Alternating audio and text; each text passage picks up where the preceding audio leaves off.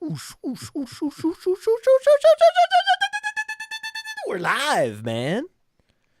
We're live on the Mind of Mansion program across all streaming services with one Alex Dunlap. Welcome. What the fuck? Come on, dude. It's the Mind of Mansion. I'll get some big fucking introduction. It's just a welcome. This isn't the big introduction. Okay. This is the pre-show introduction. Okay, man. Come on. I want the Bulls intro and shit. We're gonna do the podcast. The Come Bulls on, intro. man. Well, I want the fucking Bulls intro. Do I have the Bulls? I don't have the sound. I gotta add the sounder to the. Yes, I'll add that. I'm making note of that right now. Are you gonna get flagged for a for? I don't like know. A warning? That's my worry. I worry about on YouTube. I worry about doing the Bulls intro. On YouTube, but I'm gonna do it anyway. Okay. I'm gonna do it next time. I don't have it with me right now, but I'll do it next time. You know what? We could add it right now. We could. I don't think you can hear it though. I would certainly prefer it. I know you would. Yes, I know you would prefer it. I would prefer it. Listen. We're gonna really step up our game with our streaming production value this year. It's one of my big goals to do more with the streaming production value. So just look out for that, but it just might not. It might take a minute for us to get everything completely dialed in. And for instance, for me to find this, I just don't have it easily accessible. You know, Trashman and Cody said I got him sick at the Senior Bowl, and I wasn't even sick. I just had allergies. Both those guys came home sick. Did you come home sick? Here we go. You ready? I'm just gonna play it just to prove that we can play it. All right, let's hear it. Oh, it does a slow build up. There's a slow build up. Oh, that's right. You can't. I don't know. You can't hear it through the screen. Can't hear shit. You can't hear it on your side. But it's starting. As long as it's there. It's there. You can hear it now. I finally found it. I found it in all my files of all my sounds. I have so many sounds. Train horns and bicycle horns and kazoos. I got everything. I got Fireworks. kazoos. I got harmonicas. You're like the guy that shows up. He used to show up at people's door with all this contraption back during the days of the Depression, trying to sell I got flip flops. I got kazoos. I got yo-yos. I got. What's the thing that you? You got a harmonica. You've got I've got the harmonica right here. You got a bull? Yeah. Oh, yeah.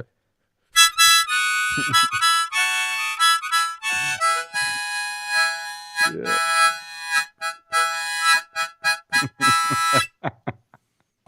You got that bullhorn, too. Oh, I got everything. Right here.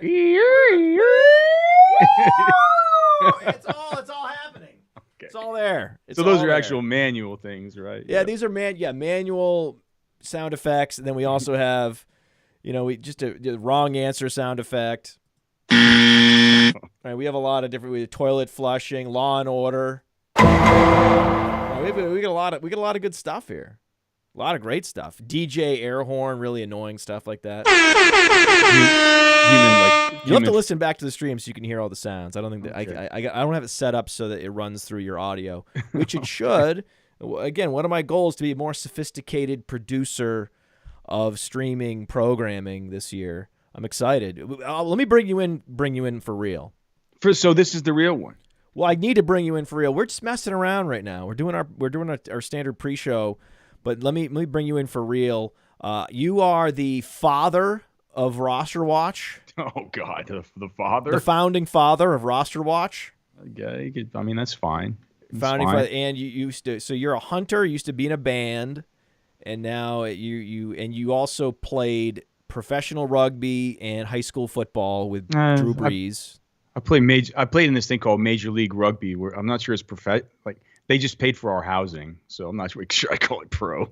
We got free rent at these shitty apartments. You have one of the best resumes I've ever seen, just in terms of guys.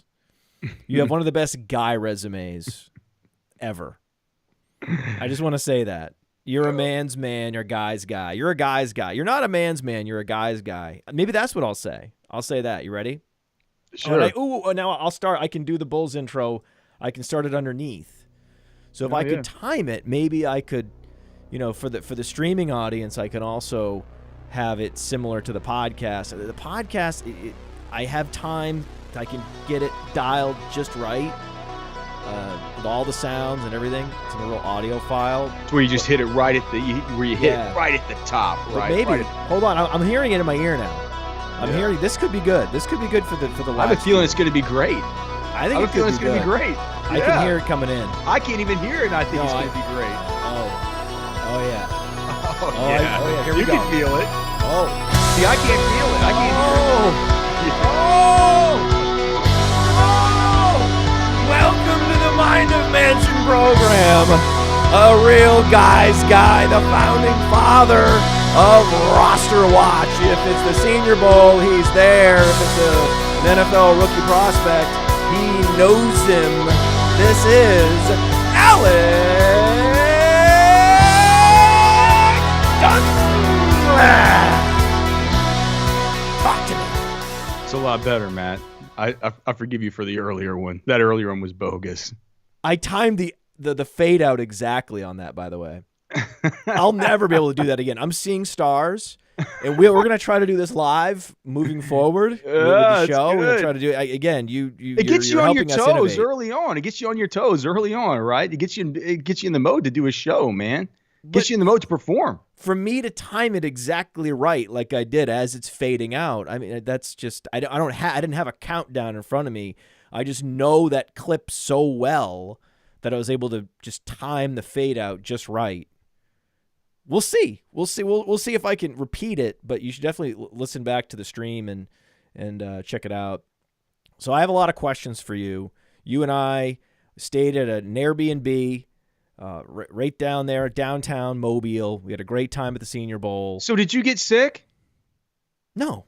Yeah, that's what I'm saying. Cody and Trash Man are saying, like, you got me sick at the Senior Bowl. I said I wasn't even sick. I was allergic. Oh, you brought some kind of virus that your kids caught to the Senior Bowl? Well, here's the thing. I probably did. But, I mean, I always have some kind of virus my kids caught. Don't you? No. Why? I don't really get sick much, right? I had the Omicron version about 13 months ago.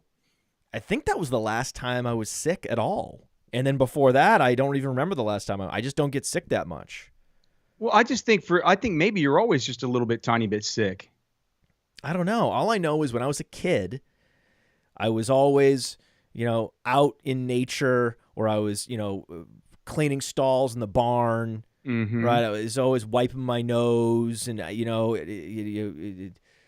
peeing outside, right? Like at no point when I was as a kid was like, sanitation or sanitary behavior really emphasized. It's like, hey, you know what? It's basic stuff. You wash your hands before dinner, right? You take a shower, right, in the morning, and that's it, right? There was no other sort of policing of sanitary behavior.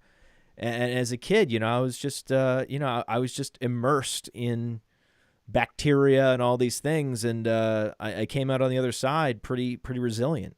You mean to tell me that they didn't have like little hand sanitizer things inside the horse stalls? No. When I was growing up, natural gloves. I had no idea. If you put it in front of me, I would have not had any idea what the hell that was. Hand sanitizer, So you're telling me it's soap that you rub on and it just dries off without any water? Yeah, this is what we used to do. We used to come in from the barn and you smell, like horse manure, and then you would wash your hands with ivory soap. That's what we had. We had ivory soap. I thought there was more to it. No, we had ivory. That's what we had. What you had on the farm was you had ivory soap, right? And you got, if you wore your hat at the table or you didn't wash your hands before dinner, you got in trouble. That was pretty much it, right? And you don't want to do too much interrupting of your dad when he's watching the news, when he's watching Tom Brokaw. That was pretty much it. Wasn't there something where you had where it's like you talked about this? You came on Sirius XM and started talking about the one time, like, what happened? You peed down your leg and it froze on you while you were out there or something? Yeah, that's happened. That happened to me. Sure. Yeah, It warms you up. Well, not once it freezes. Well, no, not once it freezes. Yeah, it's. Listen, man. Like, you're out there. I mean, have you ever gone snowmobiling? Actually, no. I've never been snowmobiling. When you go snowmobiling, it's a real pain in the ass to take a piss because you have these full, sort of like a overall style snow pants. Right? Yeah. And so you got to take the jacket off. It's freezing out. You got to take your jacket off. You got to somehow get access to your underwear through your overall snow pants. And you got to trudge through the snow and you got to find a place. I get it. And it's just like, you know what? Can we just Well, I've been in that spot before, but it's only been when I've been wearing like a wetsuit during the winter when I've been riding around on the Sea-Doo or something. But see, at least then I'm in the water. Right, but what about when you're hunting? What about when you're in the tree blind? I just piss off the side. People say that I'm convinced that the deer don't notice. I'm convinced that it doesn't bother them. A lot of people say that they could smell it, so you might want to pee yourself there. Dude, there's a lot of different situations where you're better off just peeing yourself. Well, no, I would not want to pee myself up in a cedar tree in the cold wind, and have to sit there the rest of the day. I pee off the side.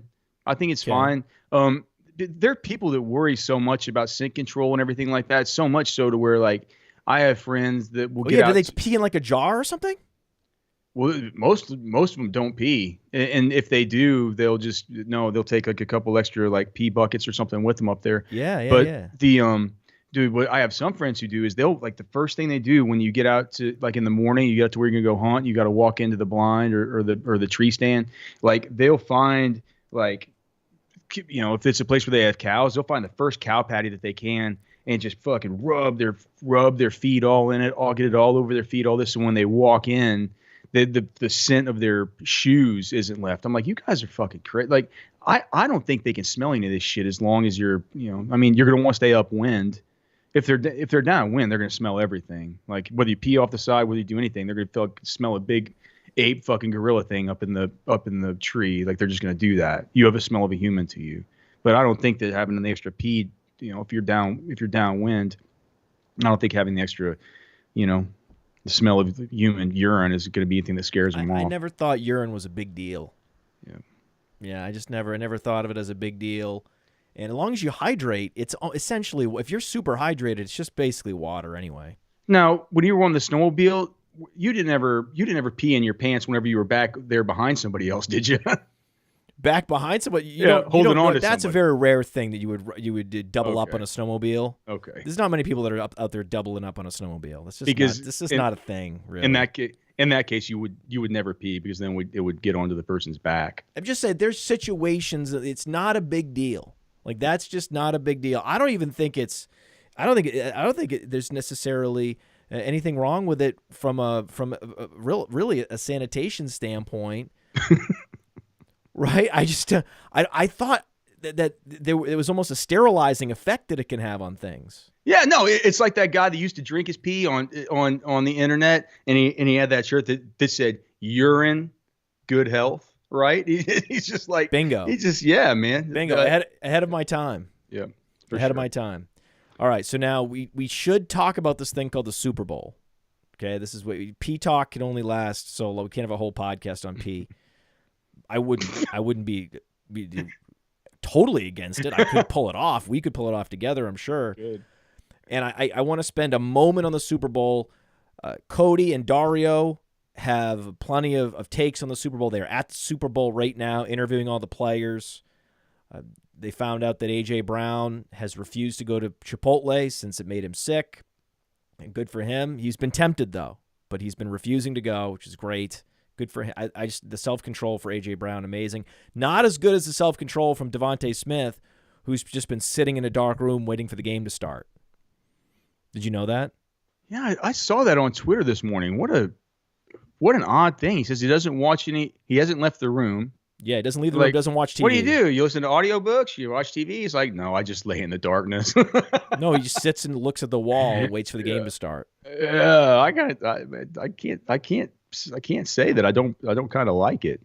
I kind of love it. I mean, you have to ask a question: how does a 170-pound wide receiver win the Heisman?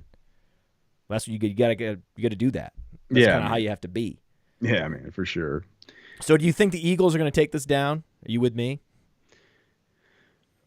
I mean, I hate to say it, Matt, and this is the same thing that I've been saying since, I was doing the radio hits while we were in Mobile, right? And people will keep asking about this. And is this still at minus 1.5? Is that the line still? I think it is. Philly minus 1.5.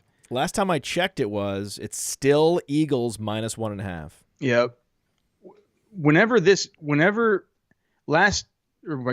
A week from last Sunday, on the day that I got into Mobile, right? Because I went fishing before, so I got in Sunday night. When I got in Sunday night and all the games have been over, luckily I was able to watch them on the airplane, and I thought to myself, I was like, who's going to be favored here? Like I can spin up a story in my head to go either way with this game, right? And I know what you're thinking. You're thinking the better, because I know how you think. You and I would prefer to team build in similar ways, right?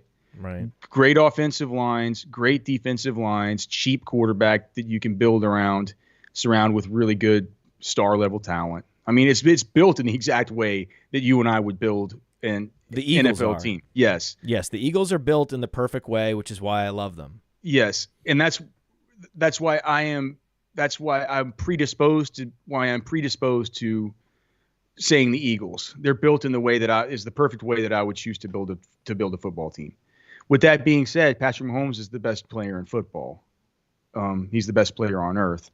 Okay. And so I just also I think that there's nobody that wants to win this game, maybe out of all teams, everybody, owners, coaches, all the rest of it included, than Andy Reid. Andy Reid with the extra time to prepare. We know how that goes.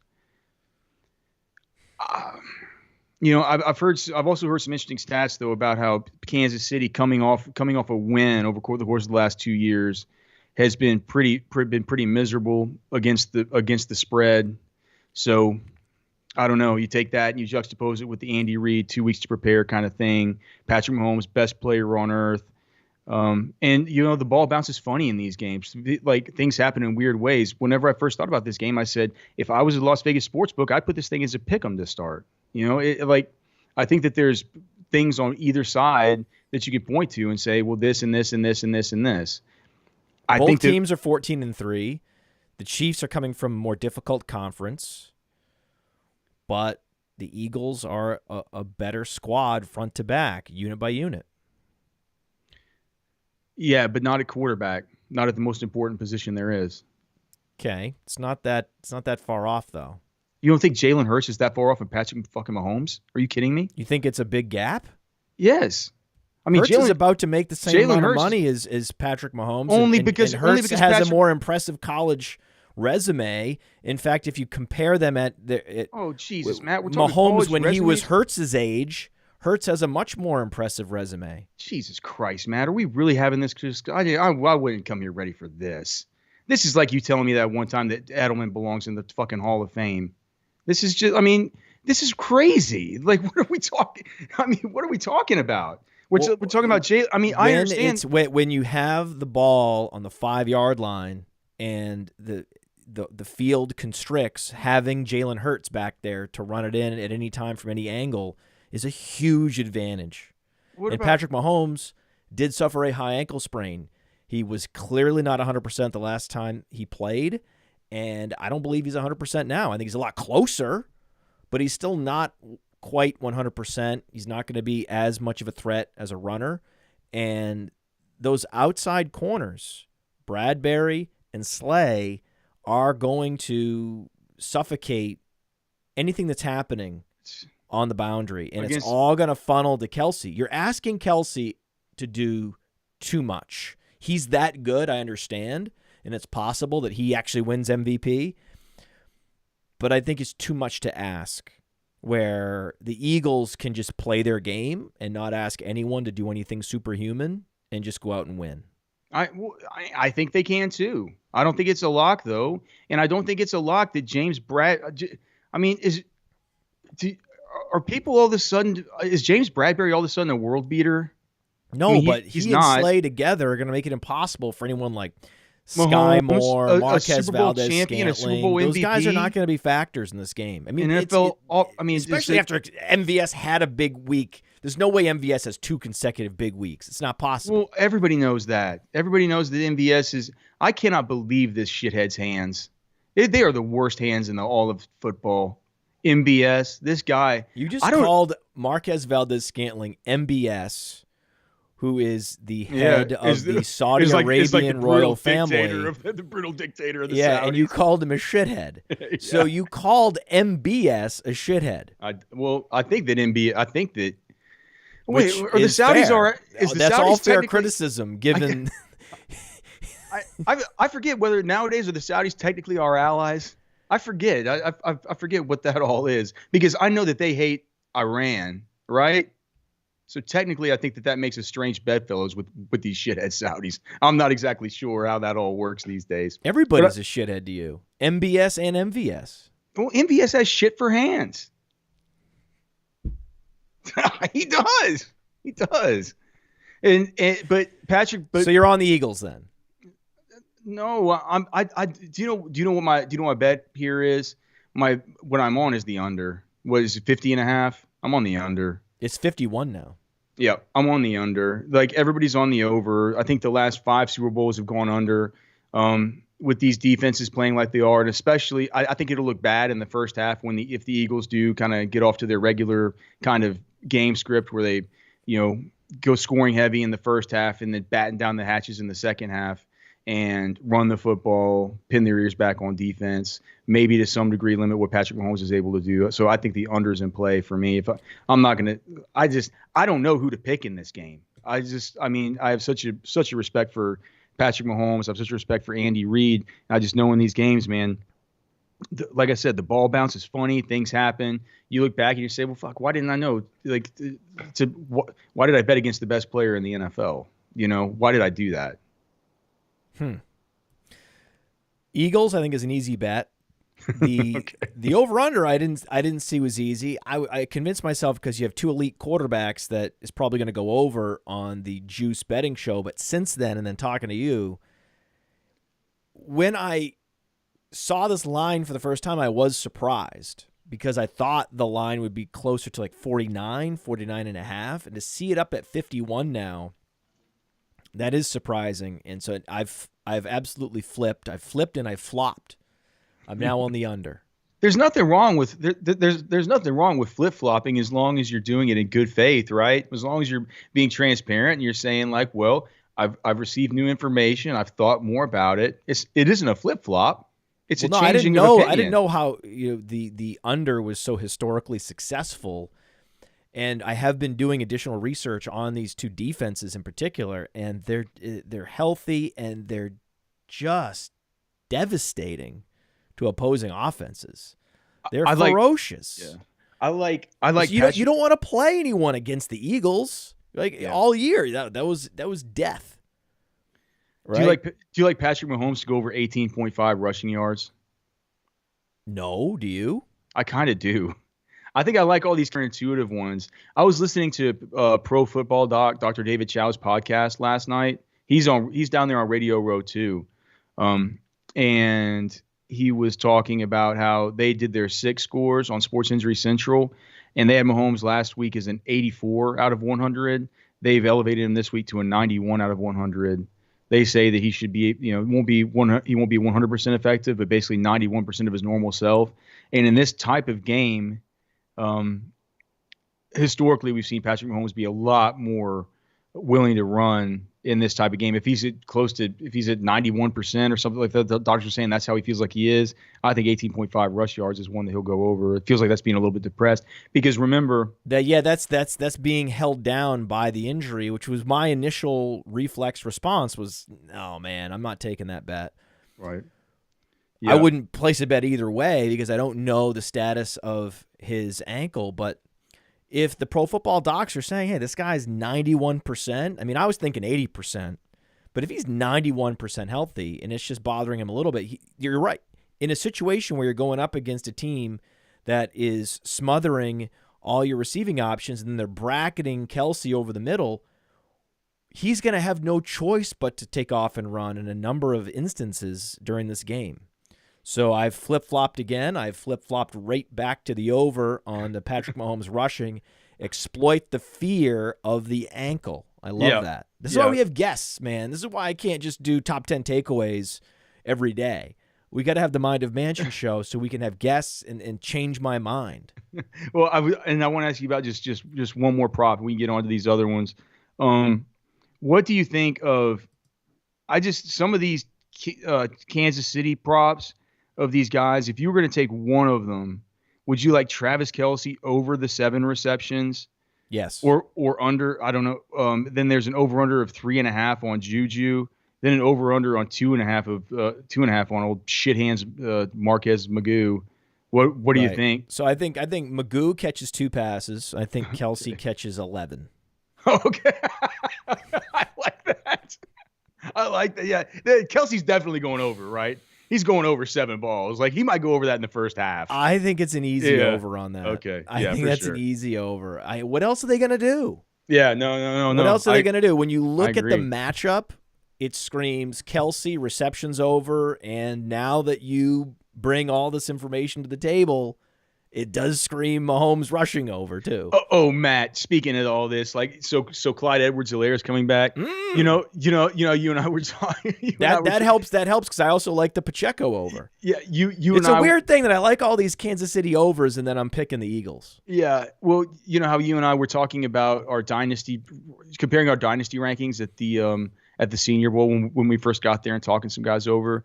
Well, not really discussing. I was trying to educate you. You fucking dick. But hey, like, so I was kind of getting down a little bit lower on rankings, and there were some guys that was just like, I was looking at him, I was telling Trash Man, we need to move this guy, we need to move him down. Trash Man's like, we can't do that. And I'm like, dude, I'll go look and see where like Matt and Cody have them. And so I went over into the Dynasty Deluxe and looked at y'all's rankings and stuff. And one of the guys I was looking for was Clyde Edwards-Helaire. I couldn't find him. But you guys have him listed as like, what is it? Like shitty running back, Kansas City? Shit hands running back? No, bad running back. Oh, yeah. It's just like, we've had that for a while. In fact, we had that while he was scoring 3 touchdowns a game. And we held firm. We're like, we have conviction in this bad running back position that it's going to make it all the way into our rankings. I just saw that, man. I can't find him. Where is he, guys? I get emails. Where's Edwards-Helaire? You guys have forgot to rank Edwards-Helaire. I was like, keyword search bad running back. Yeah. And you'll find him pretty easily. He's right there, way down. Or you can scroll down. It goes to show how maniacal people are, Matt, because we'll do our ultimate like cheat sheets at RosterWatch where it'd be like, it's just these sheets, right, with a bunch of different names, and it's like a visual tool that tells you when to draft and stuff.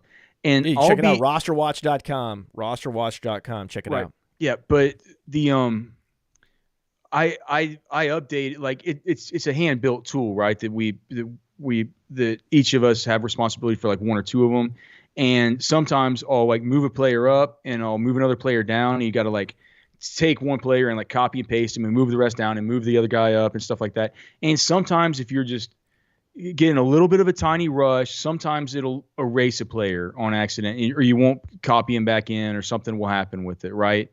And sometimes it'll be somebody way down the sheet that we aren't even considering. Like, it'll be like, Sterling Shepard. Okay. Or something like this, right? Like, nobody's interested in this. Nobody cares. Tyrion Davis Price. Yes, was way down in the 14th, 15th round consideration of redraft, and we wouldn't even be getting him then because we're interested in taking higher upside picks during that time, right? But you'll still get it amazes me how maniacal consumers and users of these products are, that they will notice, and they'll email you, and they'll say, and they'll say, and they'll say, wait, where's Sterling Shepard? He isn't on version 10.4 of the cheat sheet. And you're like, Well, I'll be damned. He's not. I must have erased him on accident. Thanks for the heads up. It's absolutely crazy. If you get called, you get emails about Clyde not being there. Like anybody, Yeah, they couldn't find him. Why do people even care about Clyde anymore? They couldn't. They want to know. They can't find him. I don't know. The thing is, probably less than other services. If the other services had done that, because we've been so strongly against Clyde Edwards-Helaire for so many years, that very few people that subscribe to Player Profiler either have him or would consider trading for him. Right. So there's really not much of a scenario where they're like, oh, I got to look this guy up. Maybe just out of curiosity. Right. Well, yeah, we have him. So I'm just looking. We have him absolutely buried too. I was like, trash. Yeah, fucking trash, man. You were criticizing where we have Rachaad White. You thought we had Rachaad White too high, but this was also based on an assumption that there will be no Leonard Fournette and that they're going to be rebuilding and running back's not going to be a priority in either free agency or the draft. And he convinced the coaches that he can carry the full workload. So with all that, I mean, we have him inside the top 15 running backs in Dynasty. Yeah, I mean, I just thought it was a little bit. I think we're pretty high on him too, and we of course love Rachaad White at the Senior Bowl from last year. That my concern, and I've talked with Trashman about this on our pod. It's like, one, they can really what do they save? $3.5 million if they cut Fournette. Is it 3.5 that they can save? So it isn't 3.5. It isn't necessarily just the absolute lock of locks that they will. I don't know who's going to be the quarterback for that team, because if you look at it, Garoppolo, Tannehill, someone like that. Right, probably right, but right. It's not going to be Gabbert. I don't think Gabbert's set to be free. Probably not. So yeah, they can save what, $3.5 million. But what began to worry me is there's no quarterback certainty, no real certainty Fournette's not going to not be back, and now it's bothering me that there's a lot of drumbeat and buzz coming out of Bucks, whatever, one Buck or whatever they call, wherever they have their press stuff, that Donovan Smith could be a potential cut candidate. They can save $10 million. Now, that's not only like the offensive line continuing to get worse. That's also showing me that this team's just blowing things up, right? It's blowing things up. It's starting over. Now, how that works for Rachaad White, that could be one of these kind of counterintuitive things where, you're the running back on a team that's sort of blowing things up. Maybe they're not going to bring somebody else in that's going to be some super they're not going to bring in a high-cost veteran or anything to compete with you. And if things fall the right way for him, he could get every down work for a shitty team. Yeah, his breakaway run rate was outside the top 40. His true yards per carry outside the top 60. So he did not excel in any of these advanced efficiency metrics. Look at yards created per touch. Look at evaded tackles per touch, our juke rate, all outside the top 30. It would be nice. In fact, he would be higher. He would be higher if he were more efficient. But that's the thing. I actually consider that holding him back because he is profiling as the type of running back that we would have in the top 10. But you just can't do it based on the efficiency numbers. We still have the Najee Harrises, the Tony Pollards, Javonte Williams, Josh Jacobs. We have all those guys now ahead of Rachaad White until we see some efficiency. The big question I have is what to do with Ramondre Stevenson in Dynasty, because he's 25 now. Damian Harris is gone, but Kevin Harris is most likely gone. Potentially better. Yeah, Damian Harris likely gone. Kevin Harris is also a high-quality player, and Pierre Strong could end up being the Shane Vereen to whatever running back is in the Stephen Ridley role. It's not a lock that Ramondre Stevenson assumes this bell cow role that he had for a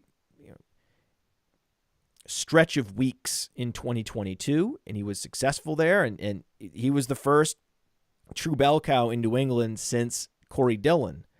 So you could easily see yourself getting super enthusiastic about that, especially for a running back that is still relatively young. He's younger than Tony Pollard. He's the same age as Josh Jacobs and Najee Harris. So it makes sense that all those guys would be in the same zone, but we still have Harris, we still have Jacobs, Pollard, even White ahead of Stevenson, because there it's important to see how that backfield shakes out over the next couple months. Yeah, I mean, you mentioned Javonte Williams in that crew. I mean, that's just, to me, that's so. Javonte Williams is a screaming buy in Dynasty right now.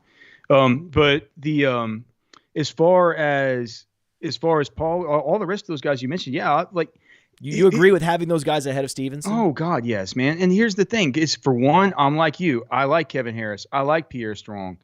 I'm not like you in that I don't necessarily love Ramondre Stevenson. I didn't love his profile coming in. At a certain point, though, I have to just say, like, well, shit. He's got good lateral agility. He can catch the football. His team likes him. His team is going to use him. That's really all you need. Like, so I can't really – it's like I can't go back to my college priors on Ramondre anymore. It's like there's been a new standard set. So efficient in the passing game. That's I a understand big deal. that. Right. And so, like, that's the new precedent, right? Okay. If we're moving forward with that, then there are other things we need to take into consideration. And one of them is, for one, we haven't seen him carry a load through a whole year. Like, we just haven't. Two, and this one is just from the Shrine Bowl where Byron was at. You know, we were at the Senior Bowl. Byron, my co-founder at RosterWatch, was at the Shrine Bowl. And what he said is that by design, and this, I think, has downstream effects not only for Ramondre Stevenson, but also Tyler Algier, weirdly. Because the coaching staffs at the Shrine Bowl, this was the first year the Shrine Bowl had NFL coaching staffs, right? The Senior Bowl this year had weird kind of mishmash of different. Do you know how it exactly worked, Matt? I don't really know. Like Luke they basically were picking and choosing coaches from different teams and creating an amalgam coaching staff. Whereas at the Shrine Bowl, they had coaching staffs that were complete from a particular team. I think that is because the Shrine Bowl is now the official all-star game, college all-star game of the NFL. Mm-hmm. Right. And so, which didn't translate this year to having better talent, by the way, even though I'm starting to think that Zay Flowers was a better wide receiver than any of the ones that we had at the Senior Bowl. But that's a whole different topic that we can talk about later. What the main point is that so the New England Patriots had, I think, the East. The Atlanta Falcons had the West, I think. Or it doesn't matter which one it was. But what happened was the Patriots, and this was by design, this is from a great source that Byron had, the Patriots got all the little pass-catching running backs, and the Falcons got all the big bruising downhill running backs. And that was how it was. That's how it was. It wasn't like they got 3 of one and 1 of the other. It was all the little dudes. All the little satellite back dudes were with the Patriots. All the big bruising. They had one guy, this dude Tavion Thomas, was like 245 pounds. Him, a bunch of these other big guys were all over there with the Falcons. And so for me, we've heard from people on that beat, starting basically at the end, like around Christmas time, about how badly they need their new James White and all this stuff like that. We've continued to hear more about that as we've talked to them. And then what I forget who it was. The guy from Nesson. Man, I can't believe I forgot his name. Every year, the Patriots dip into college football and they bring up a Marshall Faulk, a Shane Vereen, a Dion Lewis. It's almost every year in the draft they're trying to find that guy and keep that conveyor belt running.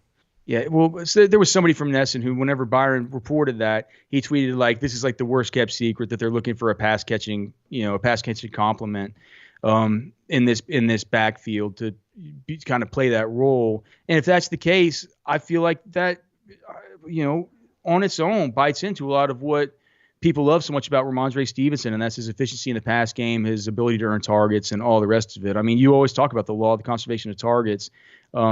Even if it's somebody that comes in that's not necessarily fantasy viable on their own, it still takes away from Ramondre if they do end up finding that guy. And it does feel like that's the kind of guy right now that they are coveting. So we're taking a conservative approach with Ramondre Stevenson. If our users and startups don't end up getting him, it's really is no skin off my back. There's lots of good players to pick from in the first 4 rounds of these dynasty drafts.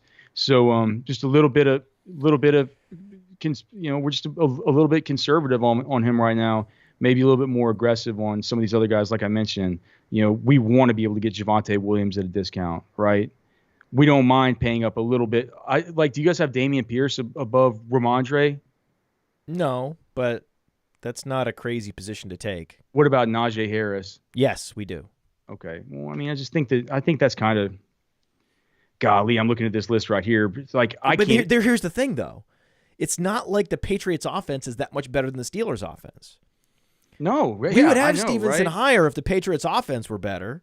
Right. That's the problem with Stevenson is this is not a quality offense. This is not a high-scoring offense. And if they do bring in a quality satellite back, I mean, it could get really bad. I mean, what if they bring in Gibbs? What if Jahmyr Gibbs comes in? Well, I mean, that's curtains. It's curtains, right? That's a possibility. I mean, he wasn't at the Shrine game by any means. No, but that's a possibility. Or, Pierre Strong is explosive. Pierre Strong is a slick receiver, and he's the type of player coming from South Dakota that it's going to take a year of seasoning for him. So I'm excited to see what Pierre Strong is after a year of seasoning.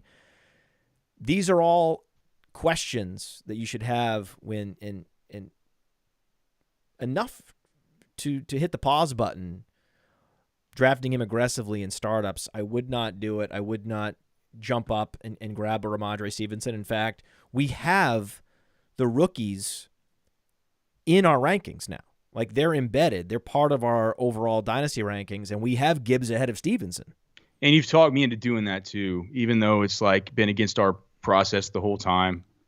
I'm gonna get him in, and as I do my evaluation, people want him in there, man. But it's gonna make things so much harder, because those things you have to update after every new eval. It's gonna be hard, Alex. It's gonna be hard to do. Yeah, but no, I think you're right. I think people are interested in that. So we generally wait till after at least after the combine. Recent years, we've waited till after the draft to add them to the startup rankings, and it just feels like that's too late because with best ball, I talked to Byron, with best ball starting so much earlier this year. It used to be best ball didn't start until at the combine or right after. There's best ball stuff's already starting now, and the rookies are in there. And so if we're gonna have to be messing around in those waters and all the rest of it, we might as well have those same rankings bring into the dynasty stuff. But dude, one thing I'm looking at this right now, and one thing that I'm about to yell at Trash Man about, I'm just say, Trash Man, what did he do? Do you guys have Jameson Williams over or under George Pickens? Let me get to that in a minute. I just want to explain something about Ramondre Stevenson. He was efficient last year, right? He had a positive production premium. He was top 20, yards created per touch, and juke rate. These are the supporting cast agnostic efficiency metrics that show, hey, just on my own, what can I create? He was number 6 in yards created per touch, number 3 in evaded tackles per touch. But as a receiver, though he was commanding a lot of targets, right? He was top 4 in target share for running backs. He was number 6 in routes run for running backs. But then you look at the yards per route run, you look at the yards per reception, 14, ranked 26. So catch rate outside the top 14, 15. So the other metrics, the efficiency metrics as a receiver were not actually impressive. So if you're a coach for the Patriots, you look at, hey, Ramondre Stevenson was great for us last year. He was particularly good as a runner, as a yards creator, but he was not that effective as a receiver. Certainly got open plenty and soaked up a lot of targets, partly because there just weren't a lot of good options in the passing game for Mac Jones. So he was sort of a default option. But when targeted, not that effective. 6 drops was number 2 in the NFL among running backs. So, and those drops stay with you. I remember those drops get mentioned in the film review during the lead up to the following week. Like, they get talked about among the coaches. Oh yeah. So that's the problem. Is that's what it's a stat like drops, 6 drops. It is a 6.7% drop rate. That's a pretty high drop rate, though not anything you would really hold against Stevenson when you're evaluating these metrics on their merits. But they don't get evaluated on their metric. They get evaluated based on the feelings of how important that is in the moment, especially if it's a clutch moment. The coach is going to give inordinate weight to that drop, unfortunately, and that's what could eventually motivate them to say, hey, scouts, find me a pass-catching running back. We need to go back to what we've always implemented, right? Our identity is specialist backfield. We're going back to that. So that's the assumption that I have, that they're going back to a specialist backfield. And for that reason, I would caution against vaulting Stevenson in Dynasty. Not going to do it. In the words of Shark Tank, for that reason, I'm out. Right. Yeah, I'm out. But as far as can I just ask you this thing about Jameson Williams and George Pickens? Yes. Because now, like, I'm in that area of the rankings looking at these guys, and to me, every time I look at Jameson Williams' name, I just always want to move him up. Right. But I don't know. He's in the right offense, and Chark is gone. Yeah, and he's Jameson Williams. I mean, I was like, I can't. I feel like people have kind of forgotten about the fact that, many people had him as the number one wide receiver in this whole class, and all we did down the stretch last year was see him on just minuscule volume, just hauling in these long touchdown passes for this offense that is going to remain completely intact outside of the one guy that would have been hindering his role in DJ Chark, the same offensive coordinator, the same system, same everything. So Jameson Williams, every time I'm just like, I think about it and I'm like, well, George Pickens, he's such a beast. I love him. We saw more of him. He was the preseason star, all the rest. But I mean, can we really say that Jameson Williams, as fast as he is, as good as he is with his draft capital versus George Pickens, who plays in a dome, who is in this offense that's so high scoring with this defense that's just complete bullshit where they're in these shootout games? Shouldn't Jameson Williams be ahead of George Pickens? We have them adjacent. Do you have Pickens ahead? Yes. I'm not sure that's right. We have Pickens ahead too, and I'm just not sure it's right. It's a question of they're the exact same age. Pickens did put up 10 fantasy points per game, which was relatively impressive for a rookie, especially a 21-year-old rookie. That offense is only going to get better. It's hard for the Detroit offense to get any better, but Jameson Williams is going to make a leap. He has to, because he's coming off the ACL tear, which reduced his role. Even when he came back, he was in a limited role. They wanted to make sure that they did not push him and re-injure his knee. So they were very deliberate about how they ramped him back up, and they were only giving him like a 25% snap share, having him run 8 to 10 routes per game. And then in those games, he would have one target, and sometimes it would be downfield, oftentimes incomplete. So he did nothing, right? He did nothing. So there's this big uncertainty overhang with him, where there's a little more certainty about Pickens.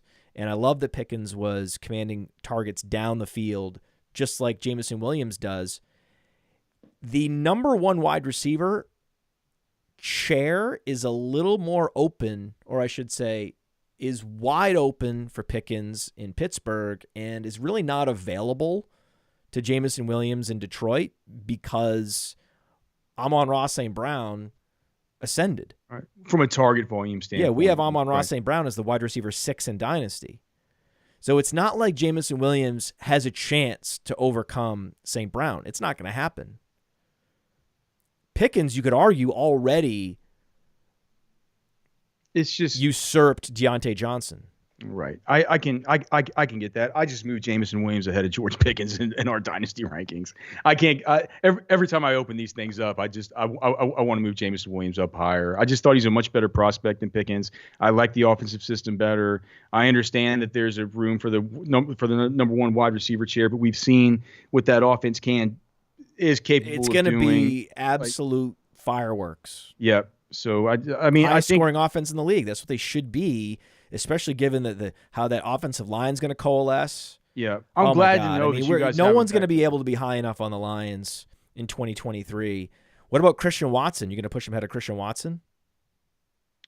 Trash. We have Jameson Williams and George Pickens at. This might be way off of where you have them. We have those guys at 37 and 38 overall, and then Christian Watson and Jalen Burks at 34 and 35 overall. Yeah. So this in the same kind of bucket, but Christian Watson's ahead. I don't know if Trash Man, if that's because it's probably because of ADP stuff, and you don't want to break this to where you can maybe end up getting two of these guys if you're on the turn there at the end of the third round or something like that. If you were to if the ADP is showing Williams and Pickens going after Watson and Burks, it would be nice at that turn right there to be able to end up with both. But if you break ADP, you're not going to be able to. Yeah, we have Watson ahead. We have Watson well ahead of those two guys. We have Watson ahead of Burks as well. Yep. This is the thing. We have a bird in the hand. We have a guy that broke out in a big way, and it's versus a guy that's still a projection in Jameson Williams, and Treylon Burks also arguably still in the mode of having to be projected. Yeah, man, for sure. I think it's fine. The only worry with Watson is what if there's no Aaron Rodgers, and I think you and I are in the same boat that we think that probably Jordan Love is not going to be as bad as a lot of people think. Certainly won't be any Aaron Rodgers, but if I'm not holding a possible quarterback change against Christian Watson just yet, just like I'm not holding it against Treylon Burks just yet. We don't know what's going to happen. And with Treylon Burks, we could be getting an upgrade. You never know. Yeah, where do you have the quarterbacks? Because we have a lot of these quarterbacks like Josh Allen, Joe Burrow, Mahomes. We have the quarterbacks ahead of those young rookie receivers. We have Josh Allen and Jalen Hurts ahead of those rookie guys. But those are the only two. The next one. We also have Mahomes ahead of them. We also have Burrow ahead of them. I'm sorry. Hold on. We have to have Mahomes, right? You probably do. Yeah. So we have. That's been Josh the big Allen, shift in fantasy. Josh Allen, Mahomes, Jalen Hurts are all three, but not that far. I mean, no. Right, but not that far. But they're all three ahead of Watson, Burks, Jameson Williams, George Pickens, and even guys like Pollard, even guys like Pollard, even guys like, for us, it goes the first after Jalen Hurts, it goes like Javonte Williams, Devontae Smith, Drake London, Jalen Hurts. And I think it only goes Jalen Hurts right there because there's a weird drop off here to where you got to the Nick Chubb, the Deebo Samuel, the Cooper Kupp, these 27, 30-year-old dudes. It feels like it's good to slide in Jalen Hurts right there in front of that. After the drop off of the super high end, 25 to, or 24, 25, 23-year-olds like T. Higgins, guys like Javonte Williams, Josh Jacobs, Devontae Smith, Drake London. Then you slide in Jalen Hurts before you have this drop off to the 30 and 27-year-olds. Yeah, we have three quarterbacks in the top 25. That's new. That's a shift that's happened in fantasy football, that because teams are throwing more, quarterbacks are scoring more, but they're also spreading the ball around more. And so the skill positions have not been able to keep up with the quarterbacks in fantasy. And so now the quarterback fantasy points differential between, quarterback X and the replacement level quarterback, that differential has really grown in the last couple of years, where it's a strategic advantage to have a quarterback like a Jalen Hurts on your team. Oh, yeah. More so than it has been in previous years where, you could always find late-round quarterbacks that could get you competitive. It's now harder and harder to be competitive if you don't have one of those top quarterbacks. Then you can have a top young quarterback that's a real difference maker. It's hard to find many players that you'd rather have on your team than those guys. And I was just in a best ball draft, a way too early best ball draft, and I took Jalen Hurts in the 4th round. I was happy to get him. Things have changed. The paradigms have shifted, and these quarterbacks are going earlier and earlier in both dynasty and seasonal leagues. And it just makes sense when you look at the value over stream, what you can get versus a replacement level guy. The high-end quarterbacks are giving you a huge super premium. Yeah, I can't think of I should say that in the fantasy leagues that I play in, the ones that I care about, that I actually manage and stuff like that, you're always asking me about like the Scott Fish Bowl and all this stuff. I'm like, dude, I don't have. As much as I love drafting that thing, it's really hard to find time for all these things you get invited to early before the season starts and stuff. But like of the leagues I care about, the ones I care the most about oddly are the ones that I'm still in with my friends from college. And this, I mean, that, so I'm just like anybody else. Like I want to beat those guys and my family members and stuff the most. And in those leagues, I think you think about the ones that you won championships in this year. And yeah, man, like my quarterback in all those leagues was either Jalen Hurts or Josh Allen. It's just like people just saying like, I'm going to, like it's so solid to take the late round quarterbacks and stuff. And I think that was the case for a long time. I mean, JJ Zacharyson built his brand on that stuff, right? It's like he laid out the great case for it. I think you're right though that we have these separators right at the very top that are making a big difference, and people are starting to realize it the same way I feel like they started to realize it a few years ago with the tight end spot. People start valuing the tight end spot correctly, and it's gone to show that it's been a big differentiator as far as your rosters. And we're in a weird spot with the running back position too, where you have Breece Hall coming off an ACL tear, Jonathan Taylor coming off one of the more disappointing seasons in fantasy. Saquon Barkley now a year past the age apex. Bijan Robinson is a rookie without a single NFL touch yet to evaluate. So because of that, for the first time, we also have 4 receivers in the top 4 of the overall dynasty rankings. Oh, okay. Wow. So we have Jonathan Taylor. You have A.J. Brown in the top 4? Yes. Okay. Yes, you got to. The guy that's the best has the best case to break into say the top 3. Are you just to wave that flag for the running back position is either Breece Hall or Bijan Robinson? What about Kenneth Walker? Kenneth Walker too. Yeah. Kenneth Walker too. I just got Kenneth Walker in the 3rd round of this best ball draft. I thought that was an incredible value. I was happy to get him there.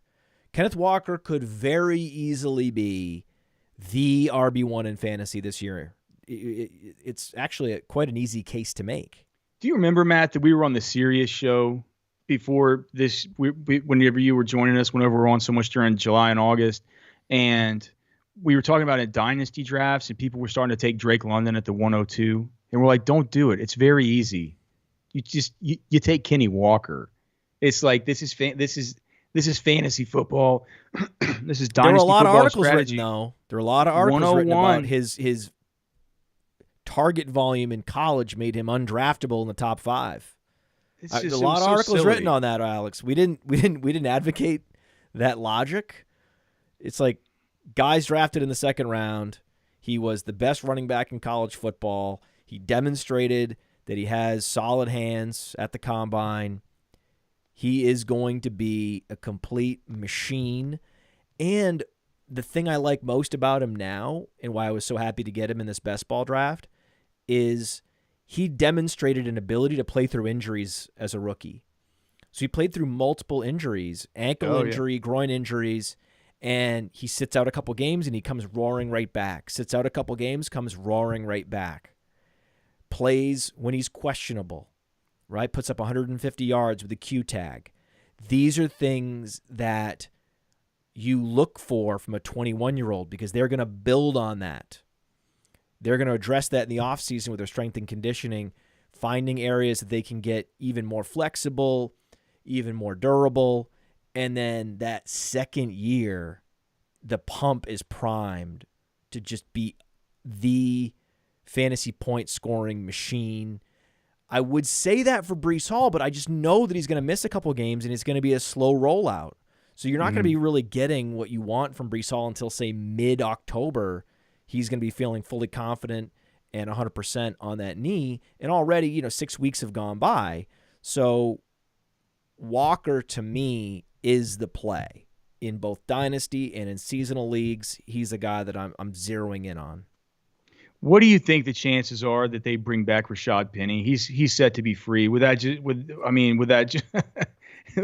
just be the ultimate deflate? No. No, not at all. Why? Why would you care? Hasn't he done enough, Alex? Yeah. He's done enough. Yes, he's done. Hasn't he done enough to not have to deal with your fantasy touch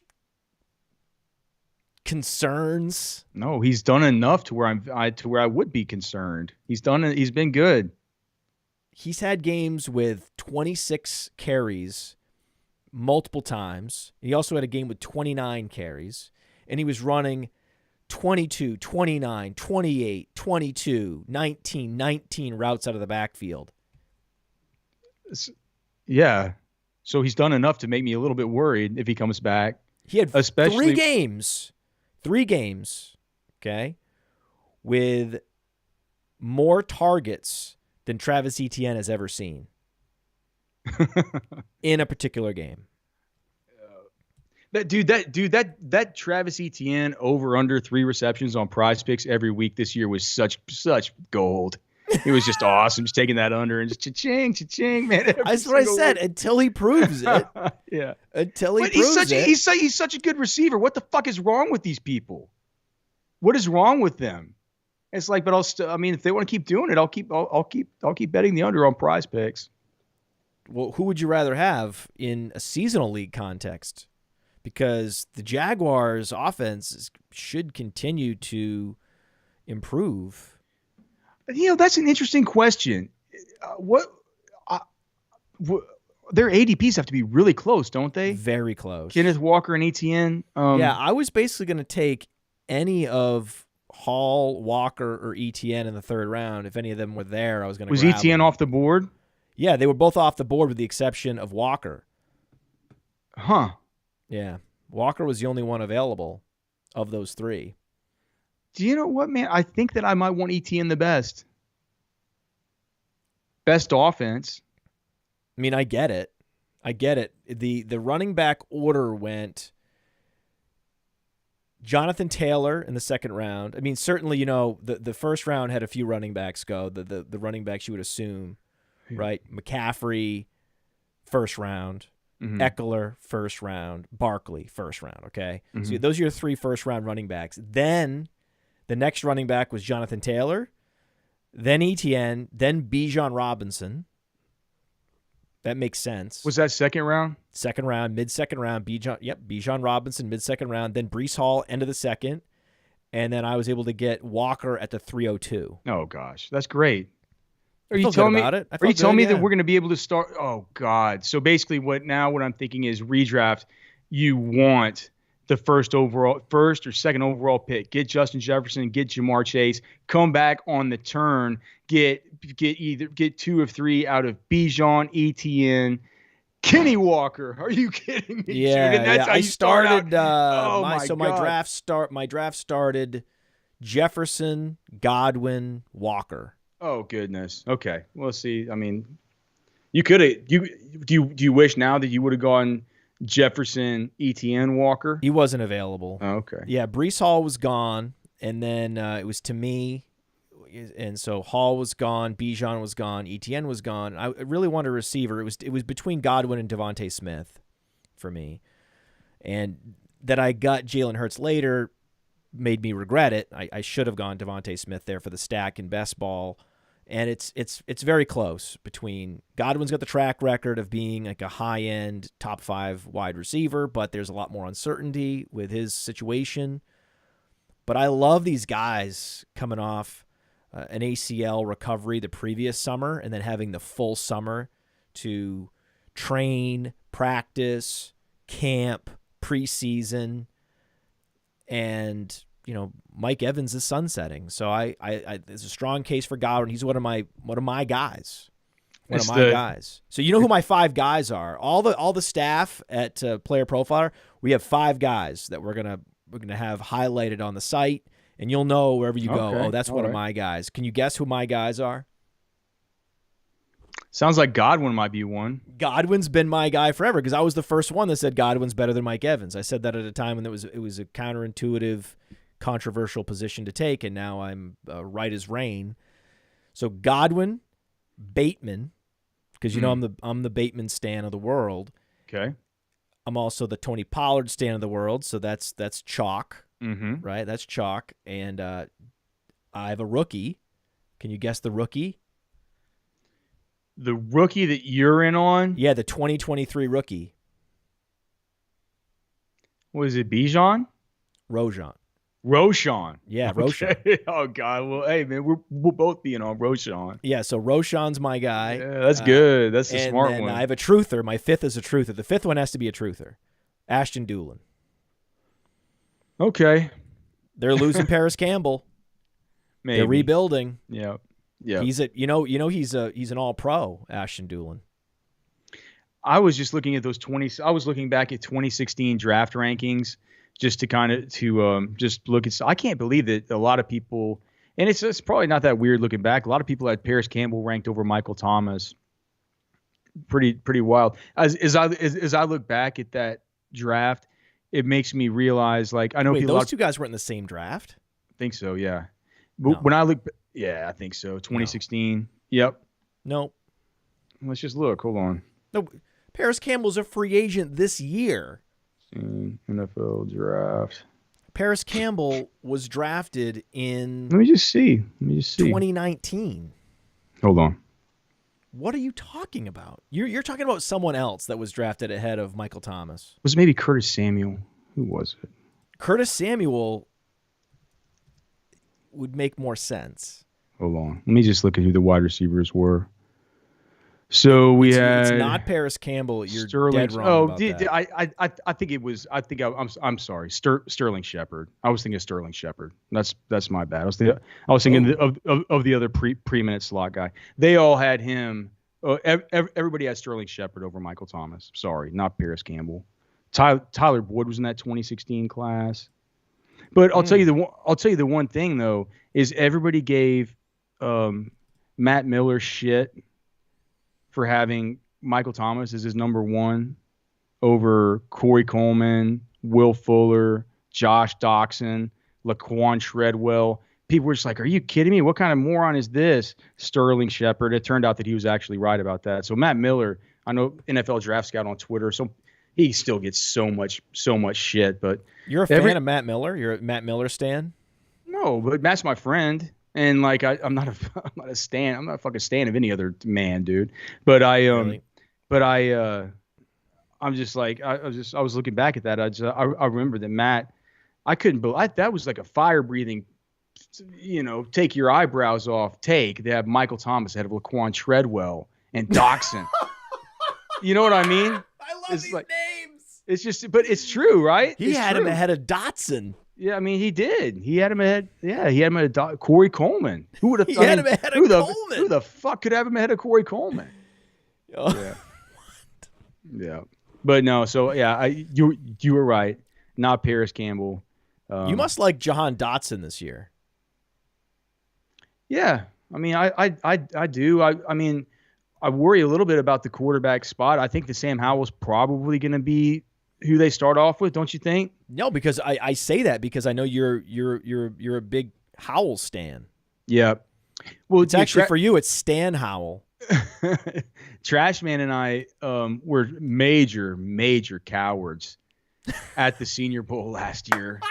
We were giant cowards. Like, we liked Sam Howell best, but we let big media and big draft and everybody else tell us that Malik Willis was going to be better, and that the few throws that we saw to Malik Willis were indicative of the fact that he's capable of making them. And so if you know now that he's capable of making those throws, you've seen him like twice all week, but he can do it. You've seen it.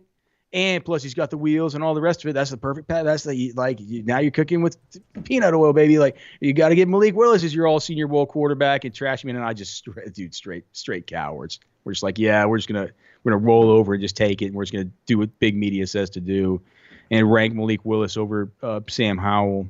Is that a good thing to cook with? Peanut oil? Is that it just gets flavor? It just gets extra hot. It's what you want to cook like. It's what people cook what people fry their turkeys in, because they can stay hot for a really long time.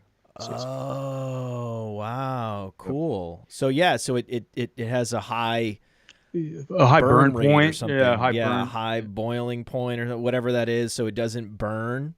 Mm-hmm. Because I know olive oil, you can't. Oh, good luck too cooking hot. You got to keep it nice. You got to keep it at like level 4 or whatever, or you're gonna burn the olive oil. You don't want to burn the olive oil. Yeah, it'll make all the food taste like shit. Yeah. But yeah, so whenever I look back at that whole thing, certainly feel like shit. But so you think Sam Howell could break out this year? Sam Howell in Superflex. You love Sam Howell in Superflex. Oh yeah, dude. As like a third quarterback in Superflex, you should definitely have Sam Howell for sure. I think that with Jahan Dotson, we were talking about this yesterday on our podcast actually, because we were previewing just the questions we're going to ask these. Yesterday we were going through the NFC South and the NFC East with questions, just getting ready for the combine and what questions we're going to ask the GMs and coaches. And one was like, I mean, Taylor Heineke is like, so he's free agent. He's gone. They're certainly not bringing back Carson. I mean, they're going to have to do something at quarterback, but I think Howell's going to get a chance. He's going to get his chance. I wonder if, like, from a coaching standpoint, do they see Jahan Dotson as kind of their future one? Or, I mean, has McLaurin already sort of established himself there in that kind of role? I don't really know. I mean, Jahan Dotson certainly has the draft capital. They've certainly extended more on him than they did on Terry McLaurin. He was an electric playmaker last year too. Yeah, well, yeah. Some of those catches by Jahan Dotson and the some of the yards after the catch. He was on a joystick, man. It was pretty cool to watch. I mean, they're paying McLaurin like he is considered their alpha. I get it. I mean, he signed last year. They paid McLaurin. Yeah, McLaurin is the alpha. So I guess to me, it's like I'm gonna have to see how everything works there with Howell and stuff like that, and how, whether or not two guys are able to be sustained is I super think productive the fantasy case option. Would be they move Samuel into more of a gadget role, and they turn down Samuel's volume, and then that volume goes to Dotson. And they don't have a tight end anymore. That after the ACL recovery, Logan Thomas is not the same.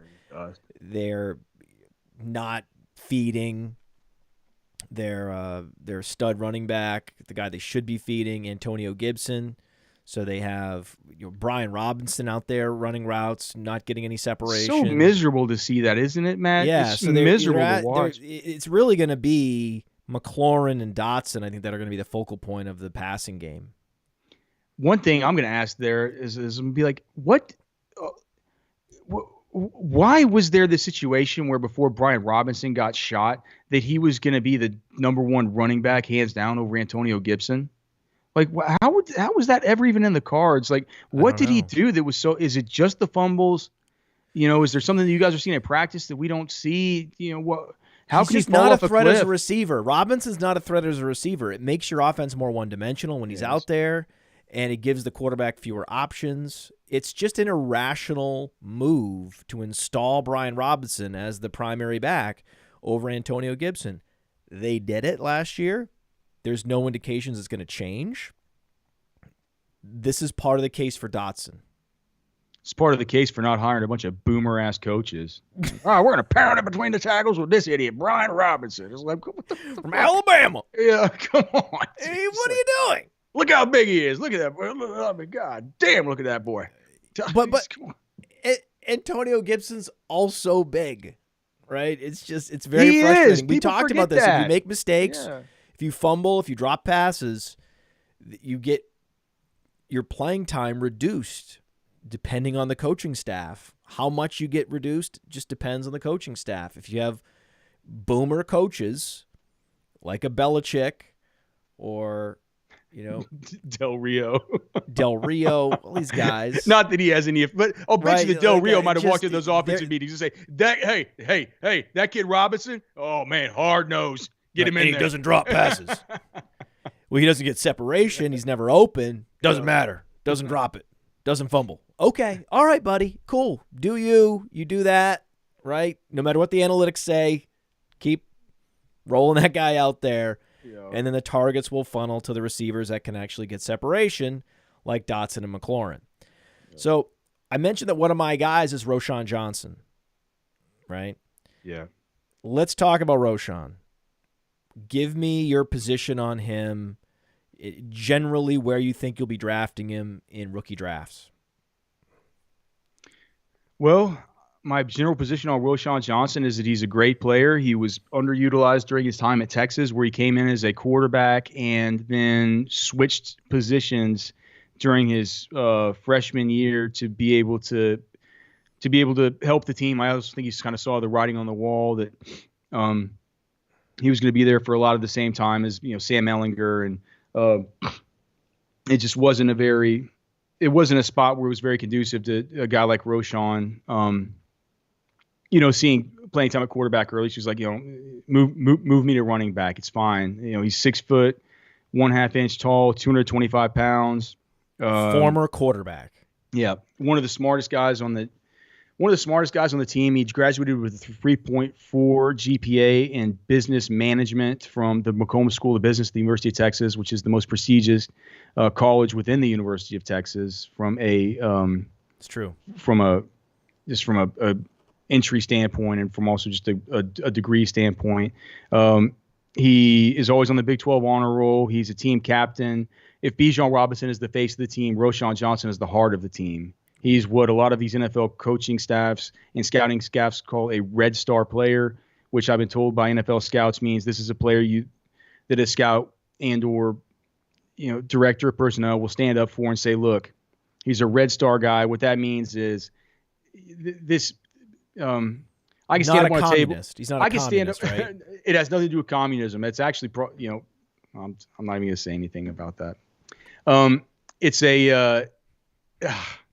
You get me so close to saying things that get me canceled, Matt. What a red star deal is you will stand up on a table and basically say, I'm absolutely sure that this guy's not going to fuck us. At the very least, we're not going to get fucked by this thing. We're going to get a good employee. This is not a Darius Geist situation.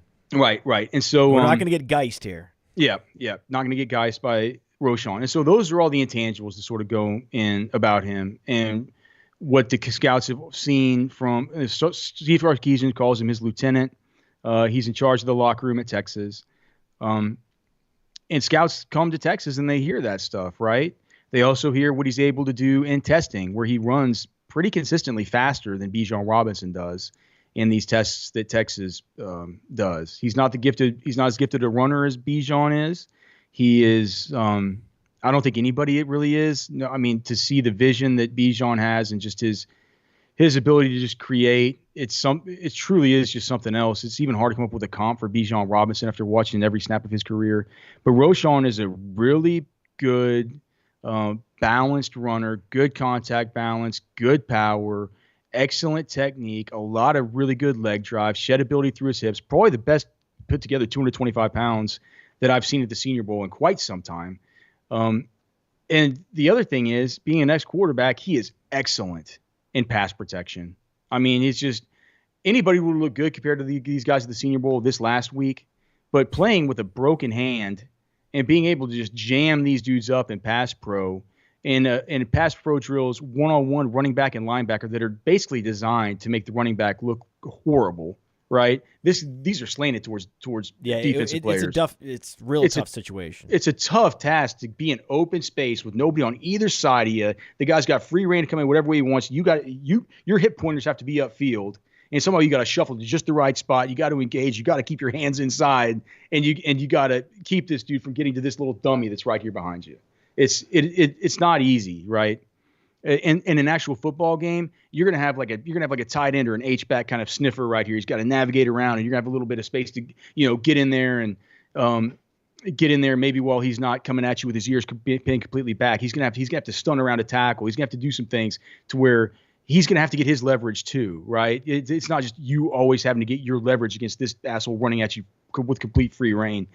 Roschon Johnson dominates those, and in the inside run drills, man, it's like he finds a hole. Gets to the hole, sheds contact through it, bursts out of it, second, third level, boom, he's done. It's the same thing that we saw last year at Dameon Pierce, is what we saw in that one day of Roschon Johnson. But Roschon's faster. I think so. Yeah, I think so. Because what did Pierce run, a 4.5 something? Yeah, I forgot. He's also pretty slick as a receiver. Did you see Roschon drop any passes? He didn't drop one. And he had a broken hand. So. Yeah. His agent said, I asked his agent, is he gonna run fast how's he gonna run at the combine? His agent just said, fast. So we'll see. I think he's going to run sub 4.5. I'm not sure of that, but I think he will. He's going to be able to participate in everything except probably not the bench press because he's got one broken bone in his hand. So I can't imagine maybe we won't he won't do the receiving stuff, but maybe he will. I mean, at media day that one morning, I'm like, what are you out of practice? He's like, I don't know. Like I played yesterday. I think I'm fine to go. Yeah. I'm like, Roshan, you got an x-ray and you got a broken bone in your hand. I'm like, you ain't playing, brother. Like, you're done. Yeah, if your agent hadn't told you, the senior ball hadn't told you, man, I'm telling you right now, man. You might be hanging around the rest of the week, man, but you ain't playing. So, whatever his agent and whatever the scouts say about that, but we're gonna see him run this week, or I guess not this week, but geez, we're only in 3 weeks away from the combine. We have Roshan adjacent to the aforementioned Dameon Pierce in the rankings already. This is why people subscribe to our Dynasty rankings, right? This is why our Dynasty rankings are known to be the best in the industry, because they're always updated. New information comes in. He's fucking got a guy on here that has his own Dynasty rankings. He's talking about how his are the best in the industry.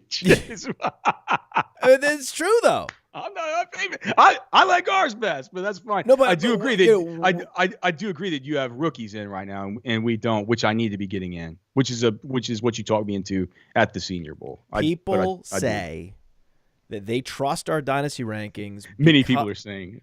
Many people are saying. Many people are saying. Yeah. That they trust our Dynasty rankings because they know that they're going to be updated. That you look at the update and, they were updated yesterday. Yeah. Right? And then we're going to be way out ahead. I mean, name a service that has Roshan Johnson in their top 24 running backs overall in Dynasty. I'm pretty sure that we will as soon as I get these in, and that's something that I'm going to be getting in before we get to the combine. We're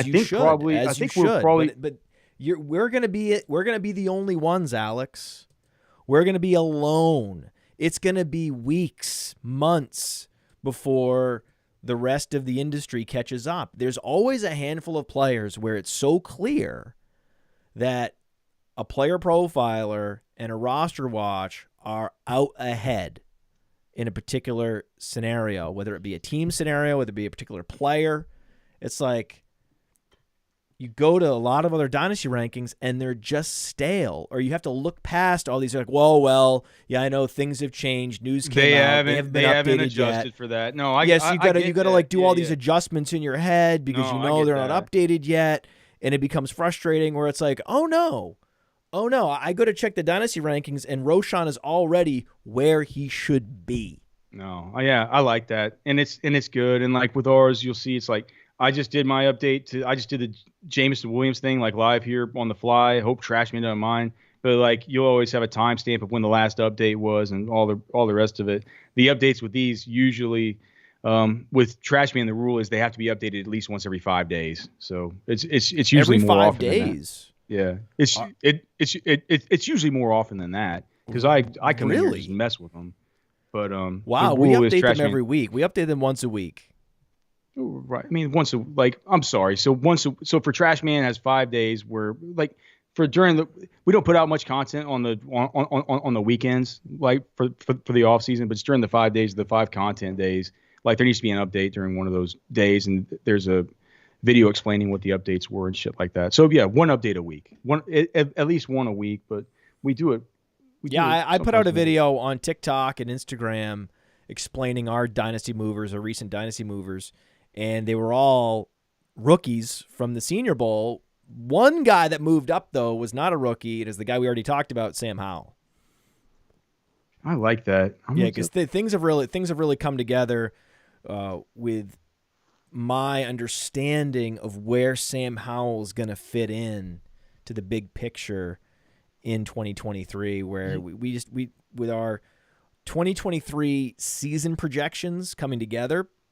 It was very clear. Oh yeah, we gotta get out ahead on Sam Howell for sure. We also want to get out ahead on Tajay Spears. So you agree with getting out ahead on Tajay Spears from the Senior Bowl? I think. What do we mean by out ahead? Vaulting him up there, putting him up there with Pacheco, Khalil Herbert, those caliber players. Not Khalil Herbert. No. Not Khalil Herbert. But you don't think so? You think he's not that high? I wouldn't have it. I mean, maybe it's just me. Like dude, we have Khalil Herbert, Isaiah Pacheco, and Tyler Algier all back to back. Isn't that wild that those are the guys that you mentioned? Yeah. Isaiah Pacheco, all those guys. Khalil Herbert, this needs to fucking trash. This is garbage that Trashman has Khalil Herbert this low. We have him at 87 overall, so I'm going to move him up actually. That's reasonable. We don't know what's going to happen. There is an assumption that they let David Montgomery go. They don't backfill. They don't draft a running back of consequence. He has to navigate the two big upcoming events on the NFL calendar: free agency and the draft. He's got some neo to do, right? He's got some neo footwork and some. That's right. He needs to really contort himself for the next few months. But if he can, his upside is immense. Top 20. Yeah. Well, I mean, if you look at the games where David Montgomery did not play last year, where he exited early within the first quarter or earlier, you had an average of 19.5 carries per game for Khalil Herbert, 2.2 targets per game. And then the best part was 16 PPR points per game in those games. And all of those numbers are better than David Montgomery on his own. So Khalil Herbert, whenever he's played for the Chicago Bears without David Montgomery, has been better than David Montgomery with the Chicago Bears. So I would think that, you would probably have him certainly top 20 running backs. I mean, at that point, I would be taking him over guys that we currently have ranked a lot higher than him, like A.J. Dillon and stuff. He would have to be ahead of them, Ahead of A.J. Dillon. Yeah. Well, there's a good probability that Aaron Jones is gone. Aaron Jones is a cut candidate this offseason. Yeah. And if Aaron Jones is I would not put him ahead of A.J. Dillon. That would be a mistake. Don't do that. He belongs, even if not above A.J. Dillon, right there with A.J. Dillon. I don't think you can't put him ahead of J.K. Dobbins. You can't put him ahead of more established players, right? What about James Cook? But yeah, he's got to be in the zone somewhere between a James Cook and Pacheco. He's in that area somewhere. There are some guys who I need to. I mean, Khalil Herbert needs to be. This is trash out of trash, man. Khalil Herbert needs to be ahead of definitely Ezekiel Elliott. I think I'm going to make that move. Ahead of Elliott, ahead of Fournette. Yep. Players like that. You could put him ahead of Kamara, maybe. Kamara is a big unknown when he's going to play again.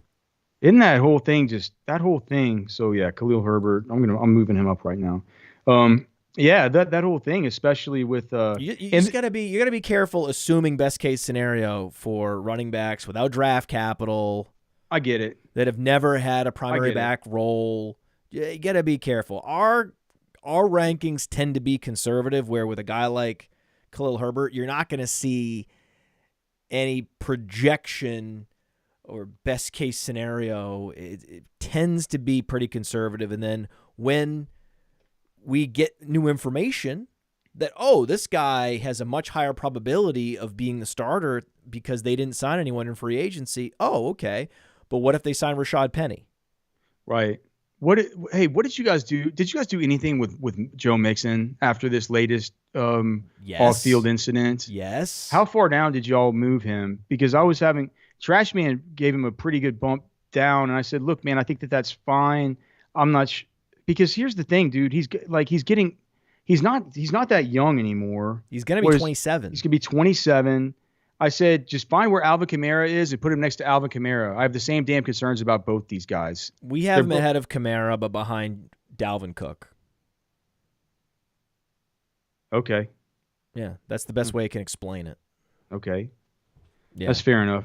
Note is looking at because we do 3-year projections, and I still believe that because he's such a freak, he's an Adrian Peterson level freak of athleticism and longevity. We still have Derrick Henry ahead of all those guys. even though he's older. Oh, yeah, man, it's fine. And the thing about Derrick Henry is he doesn't have all the tread on the tires. He was misused for a long time. That's right. Yeah, people he was a lightly used race car for a few years. Mm-hmm. Yeah, I think, I mean, we do too. It makes plenty of sense. If Derrick Henry's out here crushing people and, trampling defenders at age 31, who would be surprised? Nobody. He's got his age 29 season coming up, and his age 30 season, he's still not going to have as much wear on the tires as someone like Fournette or someone like Elliott. So we haven't had all those guys. Are you buying all those guys? Are you buying this stuff about Dalvin being a possible cut candidate or possibly leaving Minnesota? He dropped in the rankings because of it. A lot of these guys are dropping for various reasons, where Cook is suddenly a cut candidate. Kamara could be suspended. Joe Mixon could be suspended. We don't know what's going to happen, right? We don't know what's going to happen with these guys. Kamara and Mixon, the reason why you have them adjacent is because they're the same age, they've had similar productivity, and they've had similar concerns with possible suspensions and not necessarily the best citizens away from football. I can't believe that they can get out of Dalvin Cook's contract in 2023 for only $6.2 million dead. Whereas they would basically for the next 3 years so they would owe, or they could, so they have a potential out after the third year, 27 with the remaining balance, 27 million for the next 3 years, 27,284,650. So it was a little bit front loaded, this contract, but they can get out of that for only 6.2 dead. I didn't know it was that friendly. That I could see them getting out of that thing. More likely a restructure, similar to Ezekiel Elliott, probably a restructure. We think that that's what's going to happen with Zeke. I don't know. We talked to some people at the Senior Bowl who had various opinions on Zeke. So I'll definitely be interested to see what happens with that. It was especially interesting to hear Steven and Jerry come out and say that, we definitely want to keep him around. They just announced they're franchise tagging Tony Pollard. Yeah. So that's interesting. When did that get announced? That was announced this morning. Okay. So I was at the gym. I got back for this, so I didn't even see it. Yeah, that's all happening. So, but Tajay Spears, what did you see at the Senior Bowl that made you confident that he's going to be a thing in the league? Well, his pass catching ability. I saw a guy that ran the best route of any running back or maybe even any wide receiver of the whole week on that one play. Remember that one poor guy? He put the guy in skates. Yeah, and it was one of the ones that they did at the end of the American practices where it was super cool. They would go good on good at the end of practice, right? The guys that had the great practices, they'd say all right, you, some linebacker, forget who it was, one of the good linebackers, so Spears, get out here. They would do a one-on-one rep. They would do it for the best tackle and the best edge guy, and they do it for the best wide receiver and the best corner and all these other stuff. But they had Tajay Spears out there one day versus, I forget the linebacker. And he just does this kind of just runs out there, kind of has this option sort of whip route thing where you just go on Twitter and just type in Tajay Spears route and it'll be the first thing. It's on my Twitter at @fantasy_mansion. I put the video up and he had 1,500 rushing yards and he gave you the 20 receptions in back-to-back seasons. He also had over 20 touchdowns last year. He was epic. And those first two seasons, 2019, 2020, derailed by knee injuries. I asked him. He said that they perfect. It was the knee's perfect. Yep, perfect. And watch the USC game in this for his bowl game this last year. I think he had 200 yards, 4 touchdowns, something. I mean, he's he has that ability to take over football games, which is something that I always like to see. A little bit south of the Trey Mason Dixon line of 207 pounds that I like to see. What is he, 204? He's 204, so he's still a satellite back plus running back. 7 yards a carry, above average target share in college, dominant producer, still only just 21 years old, even though he was there for 4 years. But he was a young, I did notice that he's younger. Young commit. So I mean, this is everything you're looking for. He's now, more than a year removed from any of the knee problems. Everything is clicking into place for this guy, and you love to see it. You love to see a guy from a small school that had knee injuries and work through all of that, and that's where you find value. He's probably gonna get drafted 4th round, and that's a guy you just smash. Right, yeah. Smash. He doesn't have the pedigree of some of these other more well-known players from the big-time programs that are coming out early. But that's why we go to the Senior Bowl, find these guys, watch these guys, and I could put this guy's skill set up against anyone of his size in this class. Yeah. I mean, I just saying it very simply, he looks like a Michael Carter plus. Yeah, he's explosive Michael Carter. That's the best way to describe it. How would you describe, do you have like a Franken comp for Jayden Reed? Because Jayden Reed was our favorite receiver at the Senior Bowl, right? Yeah. I mean, I hate to say, he reminds me a lot of Antonio Brown. Well, he was a great special teamer, and so was Antonio Brown, and they both went to Michigan. In fact, Jayden Reed transferred from Western Michigan to Michigan State. Mm-hmm. But still broke out as an 18-year-old, right? Do you guys have his breakout age up on there yet? I can pull it up for you in a moment. Sure. Yeah, it pulled up. For me, when it pulled in, it said that he broke out in his freshman year. Was that at Western Michigan? I believe that was at Western Michigan.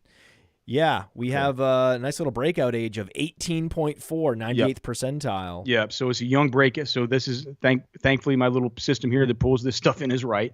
I mean, the guy at age 18, he had 800 yards and a 70% catch rate, and he had big time production, over 1,500 total yards on special teams across his Western Michigan and Michigan State career. I mean, if you have that good of a season, just 12 games, yes, you're going to have broken out, and then you're going to be, instantly a candidate to jump in the transfer portal.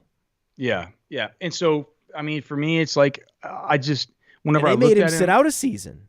Dude, Jayden Reed. He wouldn't have to sit out if he had done that this year or last year or recently in college football. He would not have had to sit out that season. He'd be a year younger.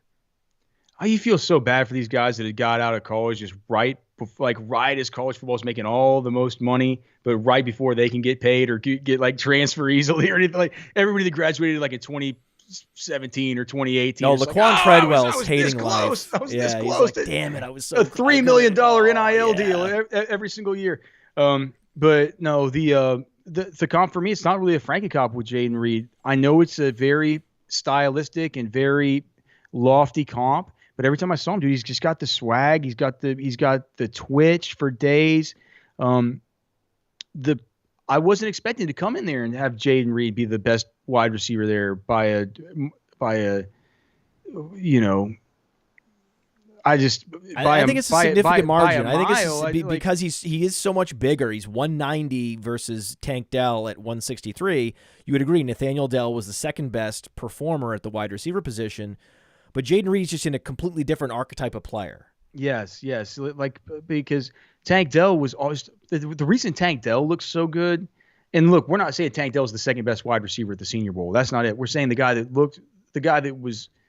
performed the best, right? The guy who was getting a ton of action and was able, looked really, really good there would be Tank Dell from Houston. But he's only 5'8", 163. And Lance Zierlein on Twitter made a really good point. That dude he don't play at 163. During the season, he's down in the 150s, right? Mm-hmm. But the thing is, these quarterbacks at the Senior Bowl this year were so bad, especially in team drills, whenever they were facing pressure, that they would just dump the football off to the first guy that flashed open, right? And when you have Tank Dell lined up out of the slot and he's going against a linebacker or a safety, because they don't do sub packages here at these All-Star games, so it's not a nickel corner. Tank Dell has his way with these guys. It was unfair. So of course he's always flashing open. These quarterbacks are like, oh great, I'm shitty. I can just get it right out to this guy, and all of a sudden, like you're getting this mass exposure to Tank Dell because he's getting peppered with targets the whole time, and he's like you're not afraid to call anybody shitty.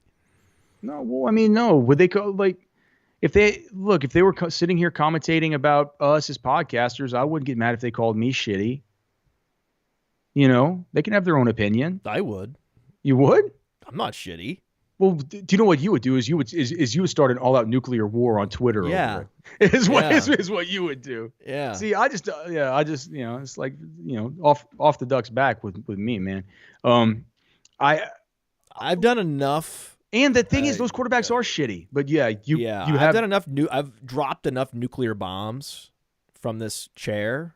Yeah. That yes, I think others they second guess themselves when they're thinking about criticizing. It's a deterrent. The Podfather. Yes, we do have nuclear deterrents that we've built up around this show. Absolutely. Over time. Yeah, we've created a real disincentive for anyone to say shit. So true, man.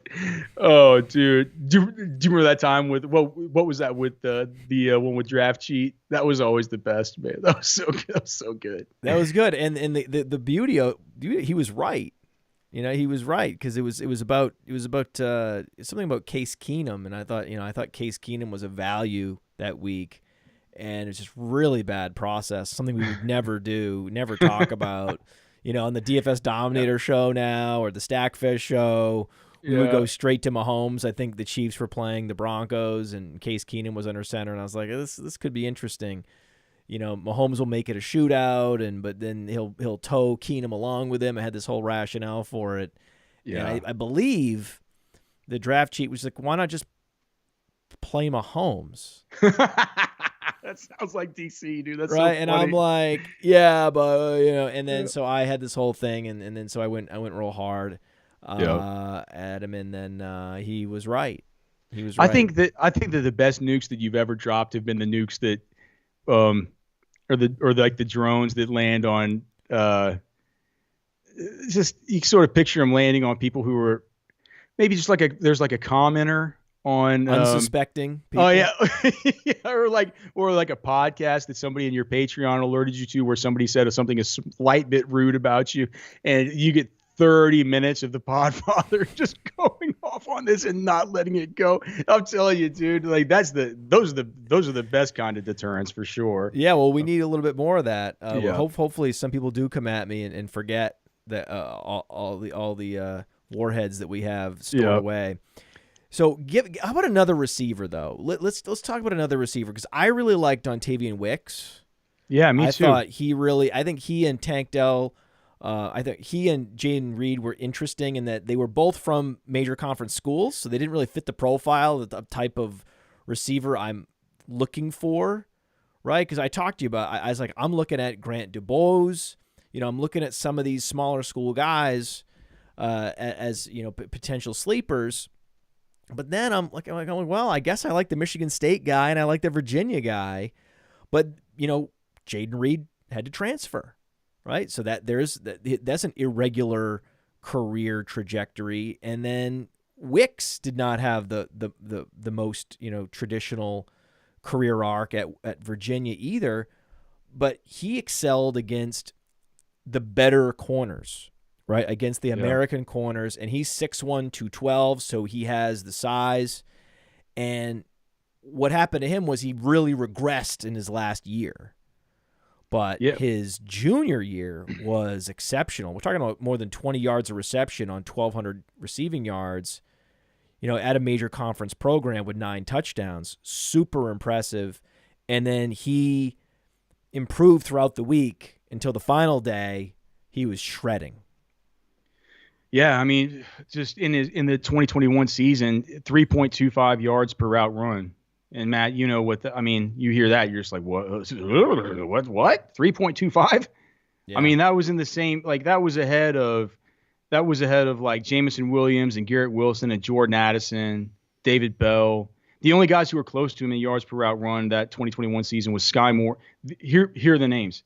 Tell me if you've heard of these guys. Sky Moore, Drake London, Wan'Dale Robinson, Traylon Burks, and Jackson Smith and Jigba. So it's like, I mean, but then that fell to like 1.45 in 2022. He and collapsed. Dude, he had a 23.1% drop rate in 2022. What happened? Nine drops. It was fourth worst among FBS qualifiers. So something happened to this guy. It's compared to 8.1% in 2021. Like if you look at the 2021 film, you say, why didn't he come out of college after that year? Why didn't he? He's and Matt, you can tell people the same way I can. He's a great looking player. He doesn't look that fast, but he's big, and we don't have a lot of big guys in this class. We got a lot of 5'11", 6 foot kind of dudes. This guy, I mean, he's 6'1.5", 212, but he's got big 10-inch hands. He's able to separate with some technical ability, some kind of just beastly size, but also these sort of deceptive gear changes. And I think that's why the opposing corners on that America team voted him as the practice player of the week at the wide receiver position. He throws you off with his body control and the way that But he was also with Dell. They gave it to him and not Dell. Yeah. Think about it. Yeah. So that's the corners, because they were matched up more with him than they were with Dell, because Dell was going up against more linebackers than Wicks was. And also, don't forget, you had the two big body receivers on the same team. You had Jonathan Mingo and Dontavian Wicks. And Dontavian Wicks, he was better. Yeah. Wicks was better. Yeah, I like Wicks too. I mean, he was in consideration for me as one of my top 3 performers of the week. In the end, I ended up going with Michael Wilson from Stanford over Dontavian Wicks. But I came out. Those are the two guys. Right. Those are the two guys that had underwhelming final seasons statistically.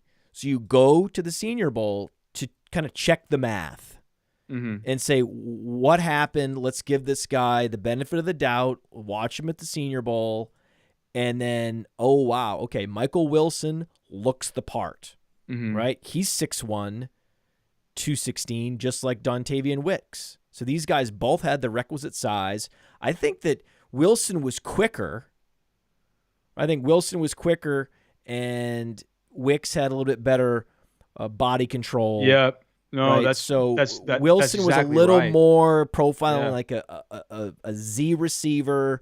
Wicks looked a little more like an X receiver, but otherwise, I mean, yeah, baby. Yeah, man. Yeah, I completely agree. Those were the two that I was having the most trouble kind of distinguishing between was Wicks and Wilson. Now, how I have them graded as prospects compared to the Xavier Hutchinsons, the Trey Palmers, that's kind of tough for me, and that's something I'm still sort of working through. Do you guys still have Xavier Hutchinson and Trey Palmer above those guys? It's a great question. I don't know. I'll have to look it up. In the meantime, anyone can go to our rankings and take a look I should have just and see where we have these guys. But we do have Hutchinson ahead. Okay. Yeah, we do too, but I'm just not sure. I need to think about that some more, because I'm not sure. What Cody was saying on the SiriusXM show we had Cody on our SiriusXM show Sunday. So anybody that has a SiriusXM sub and wants to hear me, Cody, and Trashman kind of going over all this stuff, and Byron from the Shrine Game too. Cody has a good take on Xavier Hutchinson, man. Like, it's a kind of pro Xavier Hutchinson take, and he thinks that he should. Even though he didn't flash to us the way that we were hoping, he thinks that his skill set and his ability just to find those holes in the zone and always get open and just kind of be this guy that just been so talented at accumulating volume. He thinks that he's going to be a good player in the NFL for near a decade and might not take the damn thing over, but certainly somebody that's going to be able to, sustainably get you fantasy points, especially in PPR. And I mean, the guy had a 35% target share in college. A 66% target share versus zone. It was crazy. Yeah. And he broke out early. He wasn't as good. He wasn't as good as Wicks and Wilson, but it's not just about that. It's not just about that. It can't be just about that. If you make it all about the Senior Bowl, you're doing it wrong. You're doing it wrong. Yep. You're doing it wrong. So that's why. But it's close. Yeah. It's certainly close. But also, Hutchinson's going to get drafted earlier. I That's the think other so thing. too. Yeah, Hutchinson was a more highly regarded prospect. We can love Wilson and love Wicks from the Senior Bowl, but that's not necessarily to say that the NFL will. They could easily both fall to day 3. Yeah. So I agree. That's the problem. Zay Flowers, where's he going to go? Oh, I mean, Zay Flowers is awesome, man. I just did Zay Flowers on Sunday night and Monday. So I just got done with my work on him. 5'9", 182, 9.25 inch hands, 29.25 inch arms. I think he's probably going to run sub 4.4. He just looks like he is. He's been my favorite player to watch so far this year. Wow. Just because it's one of these guys. It's like you never know what you're gonna. It's like why I like fishing in the ocean so much better than I like fishing in a lake or in a river. It's like when you reel it up, it's like you never know what you're gonna get. It could be anything out there, right? It could be anything.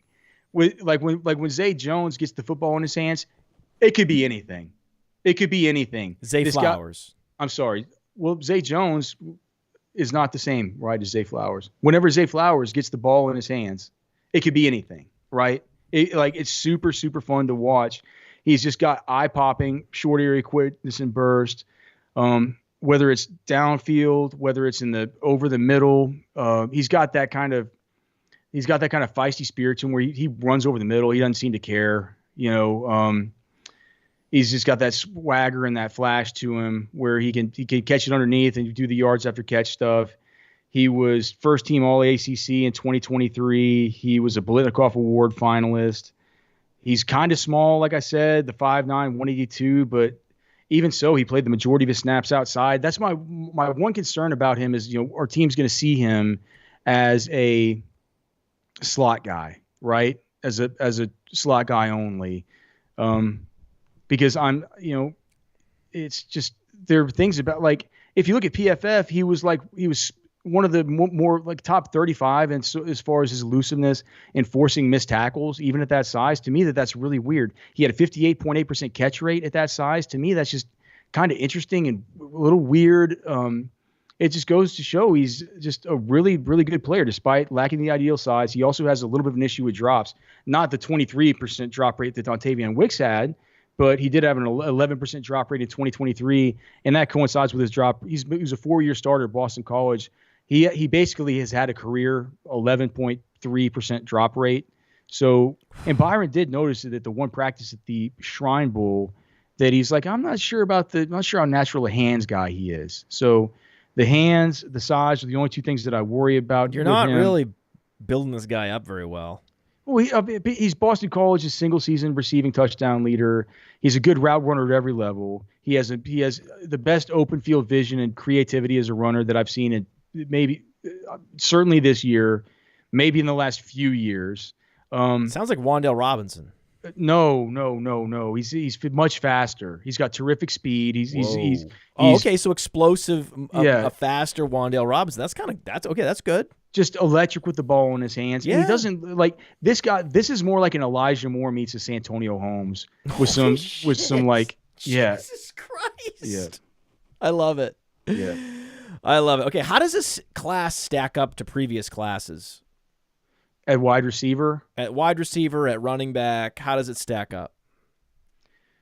Well, I don't think that wide receiver is going to be as strong this year certainly not as last year. I mean, golly, what did we have last year? How hard was that? Shakir. Choosing between Christian Watson. Oh, this year's Senior Bowl class, not the overall class, right? Not the overall, the Senior Bowl class. Yeah, the Senior Bowl class. Okay. Senior Bowl class. Yeah, last year you had Shakir.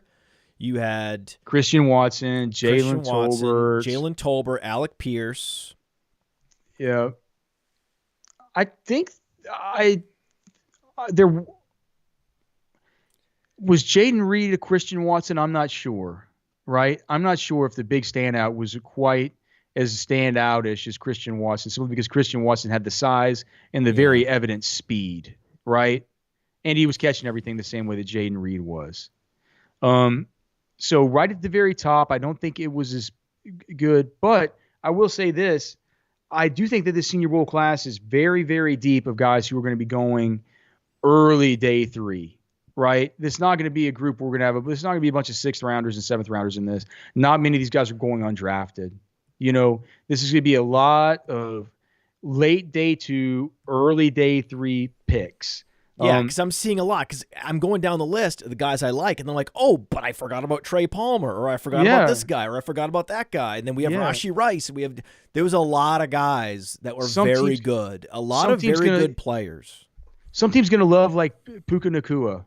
And like he's gonna go off the board in the 3rd round, and we're gonna be like, well, of course somebody's gonna take him in the 3rd round. Puka. He was PFF's number 1 wide receiver grade of the year, stuff like that. There's gonna be Rashee Rice is talked about like a guy. They graded him number 1. I think Puka Nacua was number 1 from PFF. Get better, PFF. Jesus Christ. Sometimes I wonder what PFF's doing. What? Sometimes I wonder what they're doing. No, I know. I'm still trying to process how you could possibly. Yeah. I think that and the guys who are going to have a chance to go day 2, I think are going to be Jaden Reed, Rashee Rice, Xavier Hutchinson, and then somebody's going to take some kind of Puka Nacua or Dontavian Wicks or one of the Trey Palmer. If Trey Palmer runs 4.2, he'll go day 2. Yeah. I'm probably most intrigued to see where Michael Wilson gets drafted. Yeah, and so now that we've talked about this, we've gone down this rabbit hole and done this thought exercise. I think that this group on the whole is probably as a whole as a whole unit, probably a little bit better than and don't last forget year. At the running back position, you had Roshan Johnson, you got Spears, you got Eric Gray. It's a quality class, man. Well, I mean, last year we did have Damian Pierce and we did have Rashad White, who we had as the top 2. At least who Brian we had Robinson was a starter. So, you're right. Yeah, okay. All right. I still think that eventually we'll look back and be like, oh, man, that one day of Roshan Johnson was legendary. Like, we'll be talking about it for years to come. Remember that one day before he broke his hand and he actually turned out that he played with the broken hand the whole time? It's going to be something we talk about for years to come. One day, that one treat, that was just such a I was taking it for granted. I was like, we're gonna have this guy all week. Yeah, well, I was just thinking, how's he gonna keep this up? How's he gonna keep this up? How's he gonna follow this up? Is he gonna let us down after such a big day?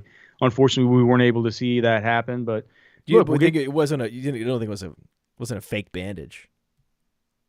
No, man. Like that, I don't think Roshan would. And it wasn't a bandage. It was a like a cast. I don't think right. It was whatever it was. It wasn't a fake cast on his hand, right? Hey, that would have been something. That would be next level for an agent to do that.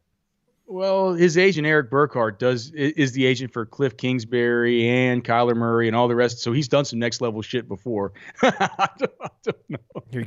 Listen. This is what you're gonna do. You're gonna wear this to the breakfast, and you're gonna be a fast healer too. Then you can show you're a fast healer. Yeah, man. Right, when the combine comes, you're doing the bench press. Like, how are you doing the bench press? Oh, I'm a quick healer. He was that good at the Senior Bowl, and look at him. He heals like the goddamn Wolverine, boys. Get him on our team.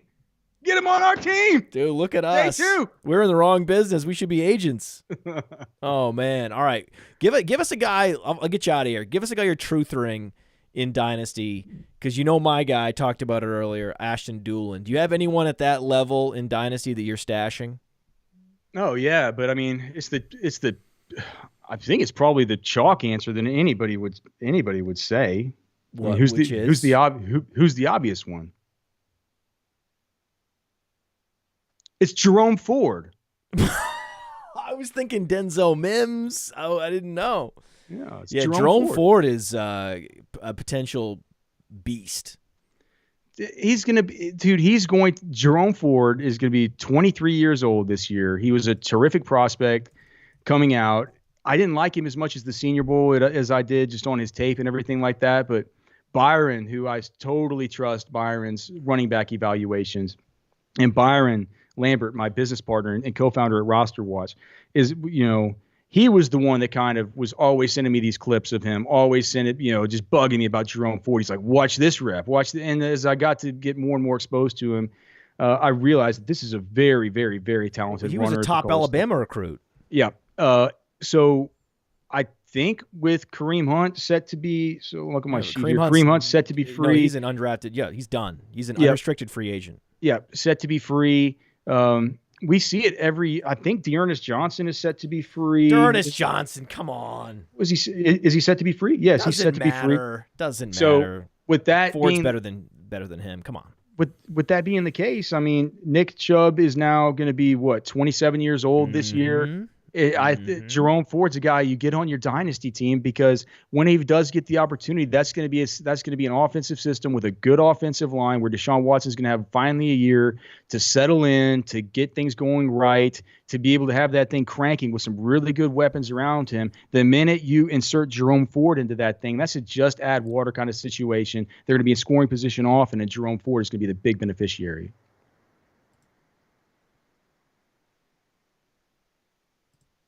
Hey, you like that video? Be sure to subscribe and activate those alerts so you get notified as soon as new videos drop. And be sure to check out Playerprofiler.com. We have all the tools for you to dominate every type of fantasy league.